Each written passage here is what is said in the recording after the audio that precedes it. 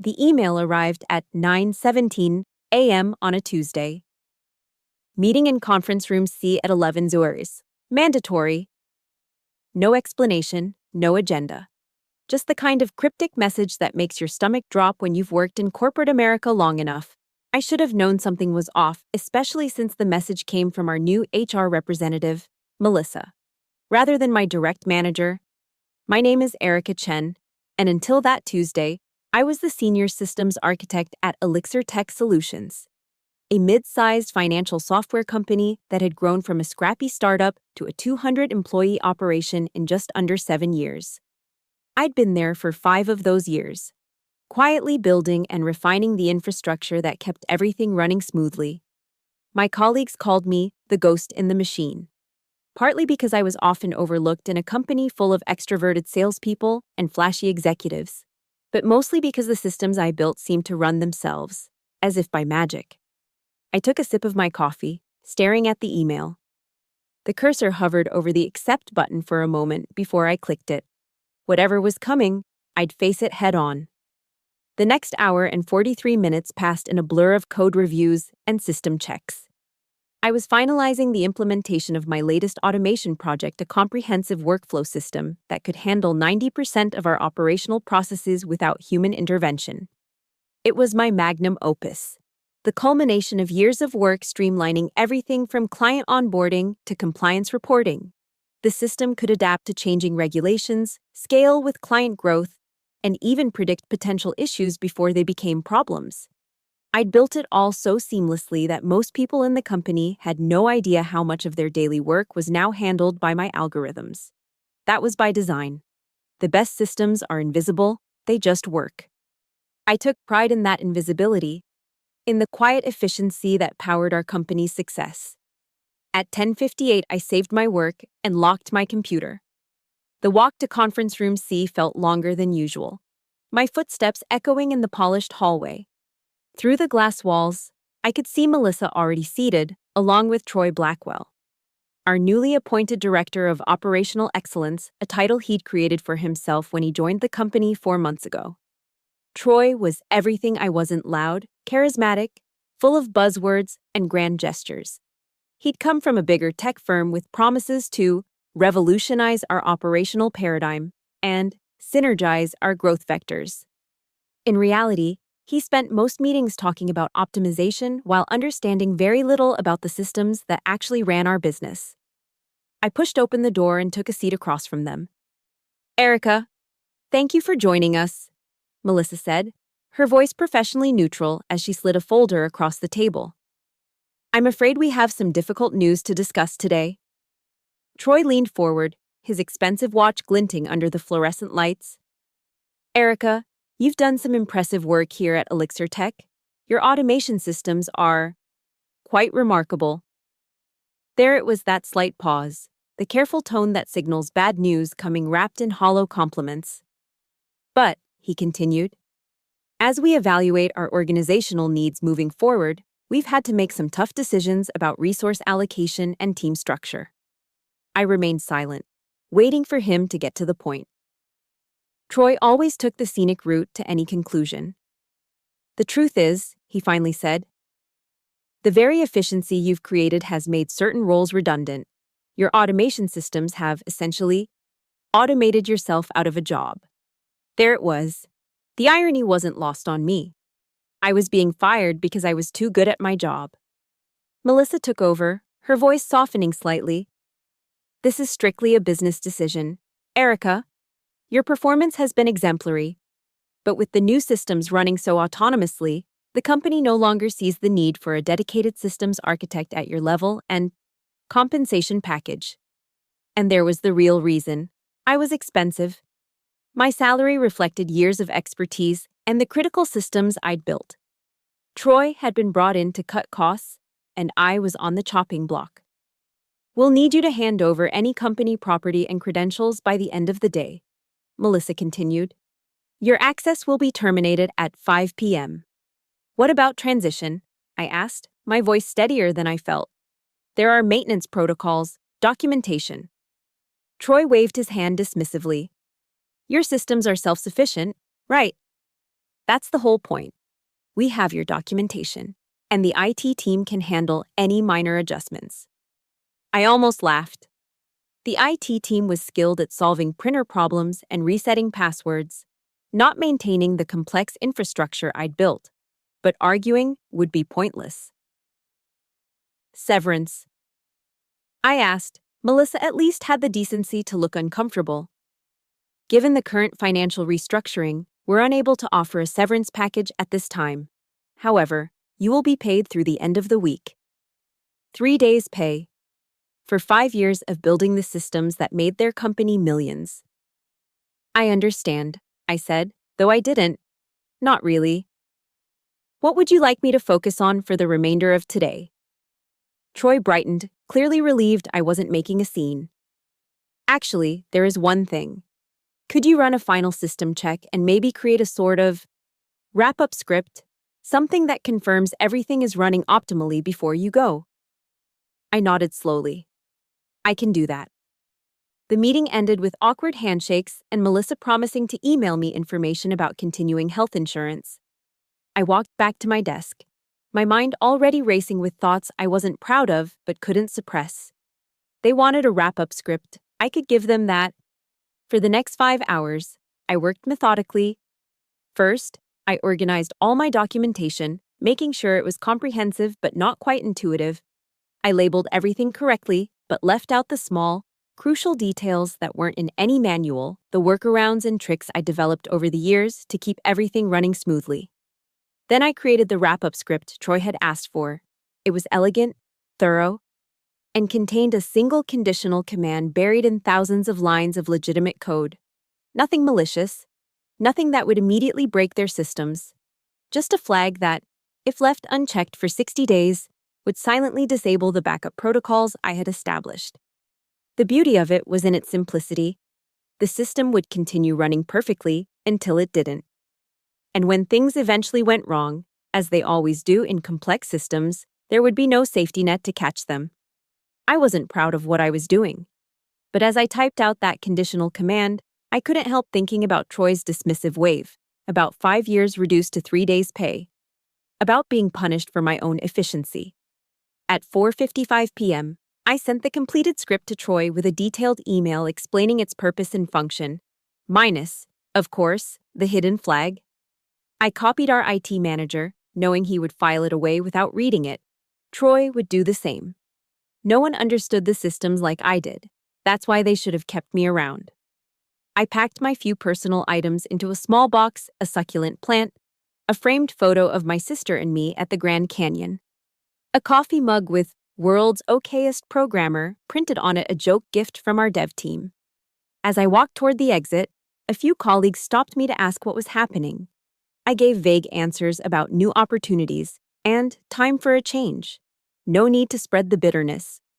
Jason Kim, our CEO, passed me in the hallway and did a double take at the box in my arms.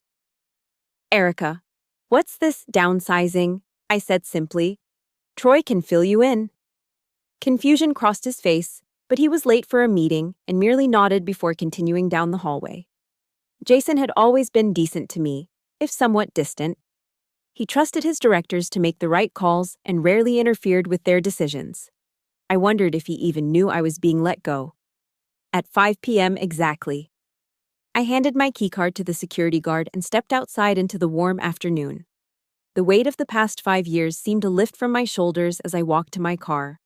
I wasn't sure what I felt: anger, relief, anxiety about the future, a twinge of guilt about the script, maybe all of them at once. As I pulled out of the parking lot for the last time, I glanced back at the gleaming office building. Elixir Tech Solutions would continue without me, running on the systems I'd built, at least for a while. How long before they realized what they'd lost? How long before that hidden flag triggered and the cracks began to show? I didn't know. But I had a feeling I'd hear from them again. The first week of unemployment was surprisingly refreshing. I slept past 6 a.m. for the first time in years. I went hiking in the nearby state park, spent afternoons reading novels instead of technical documentation, and caught up with friends I'd neglected during the endless crunch periods at Elixir Tech. I also updated my LinkedIn profile and reached out to my professional network, casually mentioning I was open to new opportunities. The responses came quickly, my reputation in the industry was solid, and several companies expressed interest in speaking with me. One message in particular caught my attention. It was from Diana Mercer, CTO at Greystone Finance, one of Elixir Tech's main competitors. Erica was surprised to see you're on the market. We should talk. Our systems need someone with your expertise. Coffee this week. I agreed to meet her that Friday at a cafe halfway between our homes. Diana was straightforward and brilliant, someone I'd always respected from afar. She didn't waste time on small talk. "So Elixir Tech let you go," she said after we'd ordered. "Their loss. I've been watching your work from a distance, or rather, watching its effects. Their operational efficiency jumped 200% in the past 3 years. That was you, wasn't it?" I nodded, taking a sip of my latte. "Most of it, I built their infrastructure from the ground up. And now they think they can maintain it without you." She shook her head. "Typical short-term thinking. Listen, I won't pretend we can match your Elixir Tech salary right away, but I'd like to bring you on as a consultant initially. We've been having issues with our own automation systems, nothing like what you built. But we're trying to get there. If things work out, we can discuss a permanent position." The consulting offer was generous, better hourly than my old salary, though without benefits or security, but it would give me flexibility and time to consider my next move carefully. I accepted on the spot. "Great," Diana said, looking genuinely pleased. "Can you start Monday? I'll email you the details and have IT set up your access." Just like that, I had a new professional home. As we finished our coffee, Diana mentioned something that made me pause. "By the way, we've been noticing some strange behavior in Elixir Tech's processing times lately. Nothing major, but their response rates have slowed by about 3% in the past week. Any insights on what might be happening there?" I kept my expression neutral. "Hard to say without seeing their systems. Could be anything from increased volume to minor configuration issues." She nodded, not pressing further, but I knew what it meant. The first small effects of my departure were already showing, not the hidden flag that wouldn't trigger for almost 2 months, but the absence of my daily optimizations and adjustments. The system was already beginning to drift without its caretaker. I felt a twinge of something, not quite guilt, not quite satisfaction, just the knowledge that actions have consequences. And Elixir Tech was starting to experience theirs. Working at Greystone was refreshing. As a consultant, I had the freedom to set my own hours and focus on solving specific problems rather than getting dragged into office politics. Diana was a hands-off manager who trusted my expertise and gave me the resources I needed to improve their systems. 3 weeks into my new role, I received the first text from my old colleague Wei, a developer at Elixir Tech who had always appreciated my work. "Miss you around here. Things getting weird with the Cooper account processing. Troy keeps saying it's normal variation. Is there something we should check?" I responded vaguely, suggesting they review the load balancing configuration. I knew it wasn't the real issue, but it would keep them busy for a while without fixing the underlying problem. Later that day, I saw a LinkedIn post from Troy. "Excited to announce Elixir Tech's new streamlined operations structure. Efficiency is our middle name. Innovation never sleeps. Tech excellence." I smiled grimly at my screen. Troy had no idea what was coming. The systems were still running not as smoothly as before, but functioning well enough that they could pretend everything was fine. Classic tech industry, smoke and mirrors. Days turned into weeks. I settled into my role at Greystone, helping them rebuild their automation systems using what I'd learned at Elixir Tech minus the hidden flags. Of course, I was careful, ethical, and transparent in my new position. The bitterness of my firing had faded into something more like detached curiosity. How long would Elixir Tech last without me? How badly would things break when that flag finally triggered? I didn't have to wait long to find out. Exactly 57 days after my departure, 3 days before the hidden flag would have triggered automatically, I received an urgent call from Jason Kim himself. "Erica," he said when I answered, his voice tense. "We need to talk. We're having serious issues with the system." Which system? I asked, though I knew perfectly well what he meant. All of them, he replied, an edge of panic in his voice. Nothing is breaking outright, but we're seeing data inconsistencies, processing delays, and some of our reports are showing conflicting information. Troy says it's just growing pains from the reorganization, but I'm not convinced. Can we meet today if possible? I checked my calendar, making him wait several seconds longer than necessary. I can do 4 p.m. at the Starbucks on Willow Street. Thank you, he said, relief evident in his voice. I really appreciate this. I arrived at the coffee shop deliberately 5 minutes late to find Jason already waiting, his usual confident demeanor replaced by visible stress. Dark circles shadowed his eyes, and he was checking his phone compulsively. Thanks for coming, he said as I sat down across from him. I know things didn't end well, and that's on us. On me, ultimately. I nodded but said nothing, waiting for him to continue. The systems are failing, he admitted. Not catastrophically, not yet, but they're degrading. Response times are down, error rates are up, and we're starting to get client complaints. Troy insists it's just temporary adjustments, but it's been almost 2 months. And things are getting worse. Not better. What does your IT team say? I asked, knowing full well they would be out of their depth. Jason ran a hand through his hair. They're trying, but they don't understand the architecture the way you do. They can address surface issues, but the core systems remain a black box to them. Your documentation is comprehensive, but it's not the same as having the architect who built it. I finished for him. Systems like that aren't just code, Jason. They're living entities that need care and feeding from someone who understands their quirks and complexities. He nodded, looking defeated. I realize that now. Troy convinced me we could maintain everything with a smaller team. That your role was a luxury we could trim to improve our margins. I should have pushed back harder.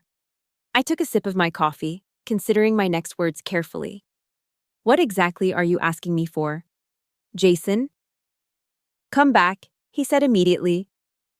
Not as an employee, I understand if you're not interested in that, but as a consultant, help us fix whatever's going wrong and train our team properly this time. Name your price. There it was. The opportunity I'd been waiting for, delivered sooner than I'd expected. The systems weren't even in full crisis mode yet. That would come in 3 days when the flag triggered and the backup systems went offline. Jason was coming to me in a moment of concern, not desperation. That would change soon enough. I'm exclusive with Greystone now, I said, watching his face fall. But I might be able to work something out for after hours and weekends, given the urgency. My consulting rate is $450 an hour, with a minimum 10-hour weekly commitment. It was more than triple my former salary on an hourly basis. Jason didn't even blink. Done. When can you start? Tomorrow evening, I said. I'll need full admin access restored and a complete system dump of all logs for the past 2 months. You'll have it, he promised. And Erica. Thank you. I mean it. I nodded, feeling a complex mix of emotions. Satisfaction at being vindicated. Certainly. A touch of guilt for the trouble I'd caused. But mostly, a cool professional detachment. This was business, after all. They'd treated me as dispensable, now they were learning I wasn't. One more thing, I added as we stood to leave. Troy can't be involved in this process. He doesn't understand the systems, and he'll only slow down the recovery. Jason hesitated, then nodded. Understood. This will be directly between you and me. As I walked to my car, I checked my phone. 3 days until the flag would trigger. I could fix it in 10 minutes once I had access again, a simple command to reset the flag and reinstate the backup protocols.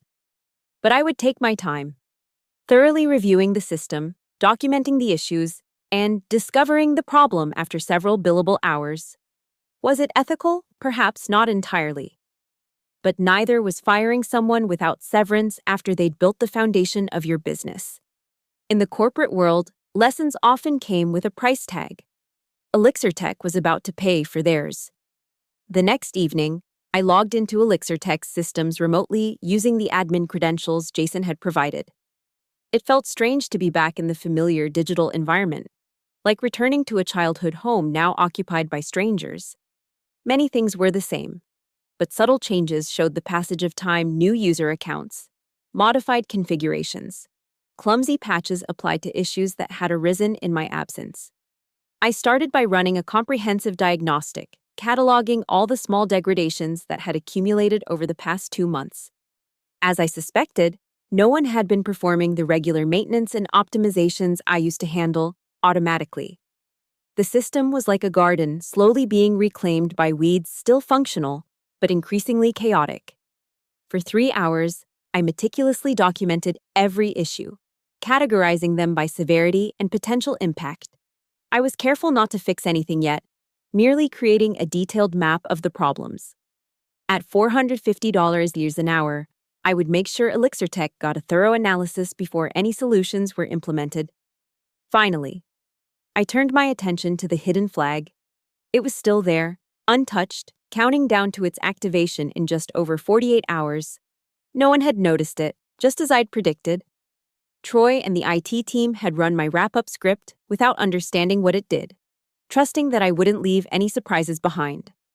I took a screenshot of the flag and its countdown, then saved it to my personal files, insurance, in case things went sideways later. Then I logged out without making any changes. Tomorrow, I would present my findings to Jason, strategically omitting the flag for now. Let him see the extent of the drift first, understand how thoroughly they had failed to maintain what I'd built. The next day, I met Jason in his office after my regular hours at Greystone. He looked even more tired than before, and a half-eaten sandwich sat forgotten on his desk, evidence of a lunch interrupted by crises. "What did you find?" he asked without preamble. I handed him a tablet with my diagnostic report. "It's not good.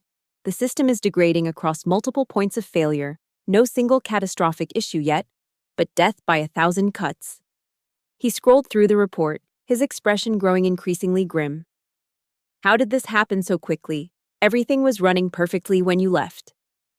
"That's the nature of complex systems," I explained. "They require constant maintenance and adjustment.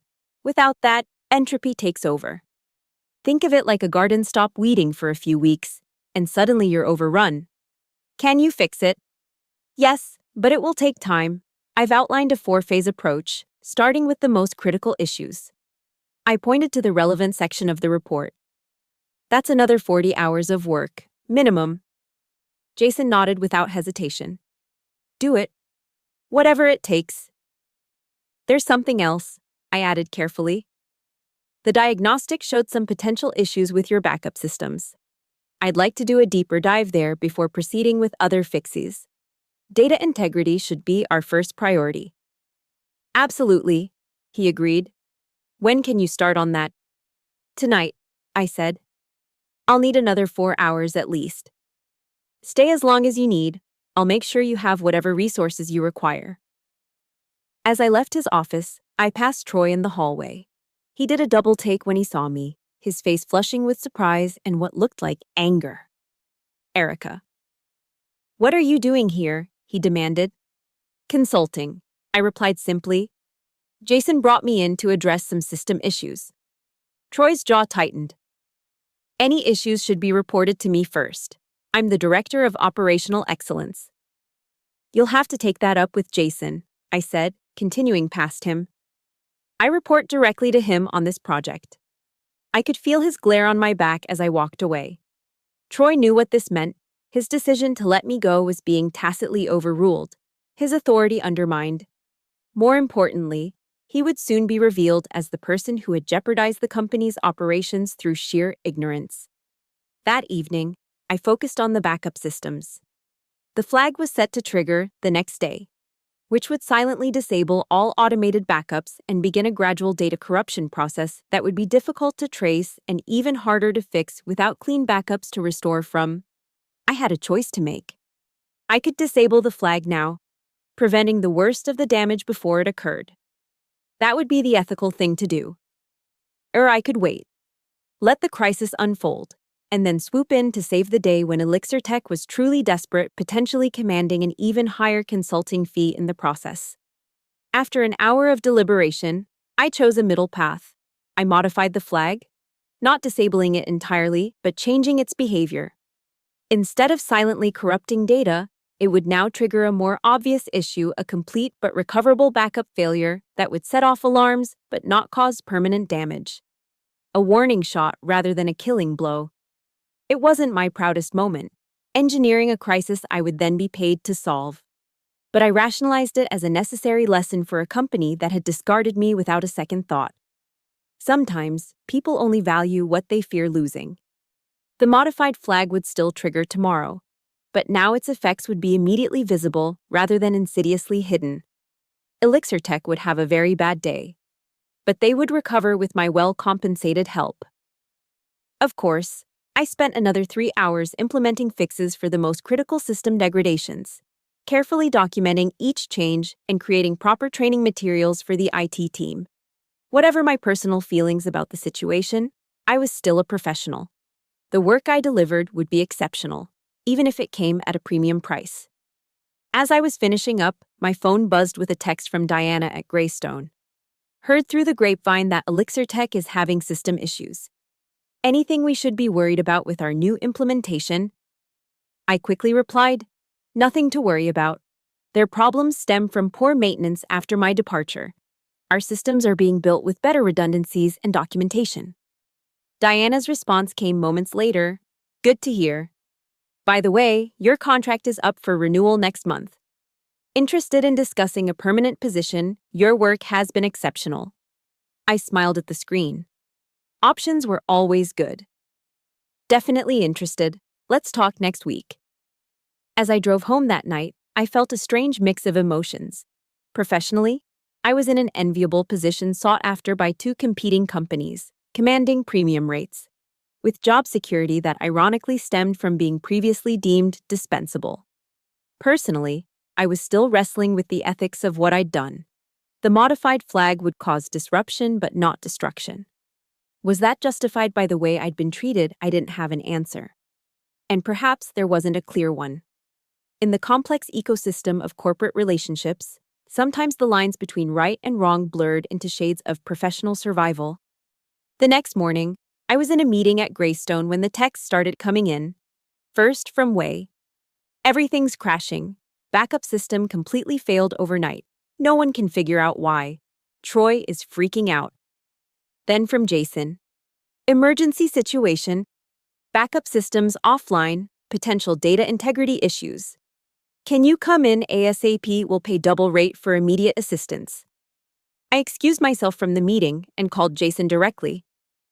What exactly is happening? I asked, though I knew perfectly well. Complete backup system failure, he said, his voice tight with stress. We're getting integrity errors across multiple databases, and the automated recovery protocols aren't working. Troy says it might be related to the wrap-up script you created before leaving. There it was, the first attempt to shift blame. I had expected nothing less from Troy. That's unlikely, I said coolly. That script was a diagnostic tool, not a system modification, but I can look into it. I'll be there in 30 minutes. I texted Diana that I needed to handle an emergency at my consulting client and would be back in the afternoon. Then I drove to Elixir Tech, taking my time despite Jason's urgency. Let them sweat a little longer. The office was in chaos when I arrived. Employees huddled in worried groups, and the IT team had taken over the largest conference room, multiple screens displaying error messages and diagnostic outputs. Troy was pacing back and forth, barking orders that were either ignored or causing further confusion. Jason spotted me and rushed over. Thank God you're here. It's worse than I thought. The backup system didn't just fail, it looks like it's been disabled for weeks. But the monitoring systems didn't catch it. We have no recent backups to restore from. I nodded gravely. Let me see what we're dealing with. I took a seat at an empty workstation and logged in. The modified flag had done exactly what I designed it to do, triggered a visible backup failure while preserving enough metadata to enable recovery. It would take hours of work, but the situation was fixable. I need everyone to stop what they're doing, I announced to the room. The more you poke at the system right now, the worse things will get. I need space to work. Troy stepped forward, his face flushed. We should be following standard disaster recovery protocols, not turning everything over to a consultant who built these systems from the ground up, I interrupted, who warned that they required specialized knowledge to maintain, who was let go without transition planning. That consultant. The room fell silent. Jason cleared his throat. Troy, please give Erica the space she needs. Everyone else, take a break. Get some coffee. We'll reconvene in an hour. As the room emptied, Troy lingered by the door, watching me with barely concealed hostility. Jason remained as well, looking over my shoulder as I began working. How bad is it really? He asked quietly. Recoverable, I said, fingers flying over the keyboard. But it will take time and careful work. And when we're done, you're going to need a complete overhaul of your monitoring systems because they should have caught this weeks ago. Jason nodded. Whatever it costs, just fix it. For the next 6 hours, I worked methodically to undo the damage caused by my modified flag. I restored the backup systems, rebuilt the corrupted indices, and implemented proper monitoring alerts that would prevent similar failures in the future. Occasionally, IT staff would check in, and I would give them small tasks to handle, partly to make them feel involved, and partly to begin the knowledge transfer that should have happened months ago. By late afternoon, the immediate crisis was resolved. The systems were stable again. Though we had lost some non-critical data from the past 24 hours, I called a meeting with Jason, Troy, and the IT management team to explain what had happened and what needed to change. The root cause was a configuration flag in the backup system, I explained, displaying a simplified diagram on the conference room screen. It was set to disable backups after a certain period of inactivity. Essentially, the system interpreted the lack of maintenance as a signal that backups were no longer needed. This was, of course, a convenient fiction. The flag had done exactly what I programmed it to do. But my explanation was plausible and, more importantly, impossible to disprove without a level of system knowledge no one in the room possessed. How could something like this happen? Jason asked, glancing at Troy. Weren't there safeguards? There were, I confirmed. But they required regular system checks that weren't being performed. The documentation I left clearly outlined the maintenance schedule required. Troy shifted uncomfortably in his seat. The documentation was extensive. We were in the process of streamlining it when this occurred. I resisted the urge to roll my eyes. IT infrastructure isn't something you streamline. It's complex by nature and requires thorough understanding. Jason looked between us, then made a decision. What do we need to do to prevent this from happening again? 3 things, I said promptly. First, implement the enhanced monitoring system I've already begun setting up today. Second, establish a proper maintenance schedule with trained personnel who understand the architecture.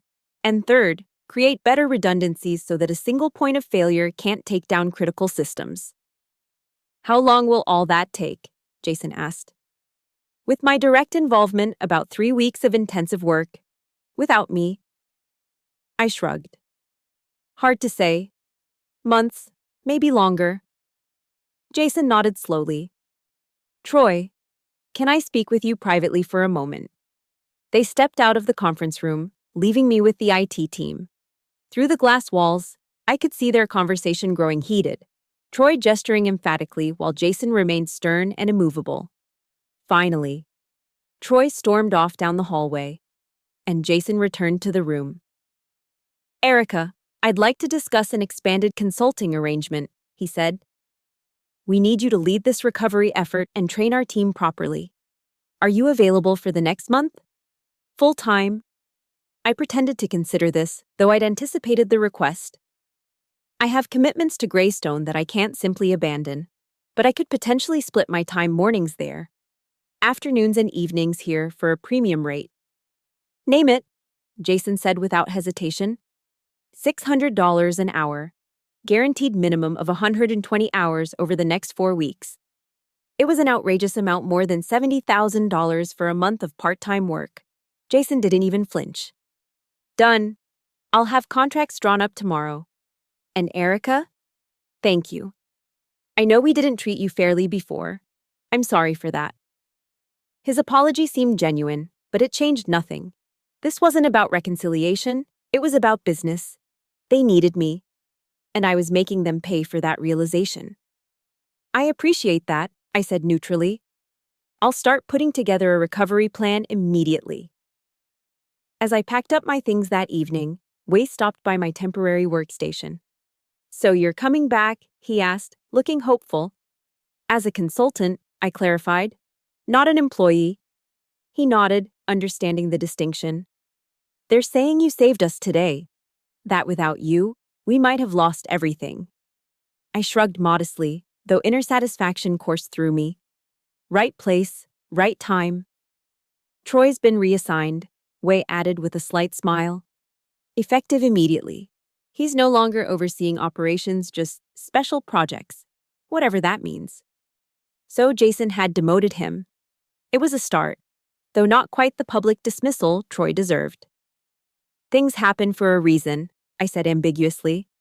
Sometimes systems need to fail before they can be rebuilt properly. Wei gave me a curious look, perhaps catching something in my tone, but didn't press further. Well, I'm glad you're back. However it happened, this place wasn't the same without you.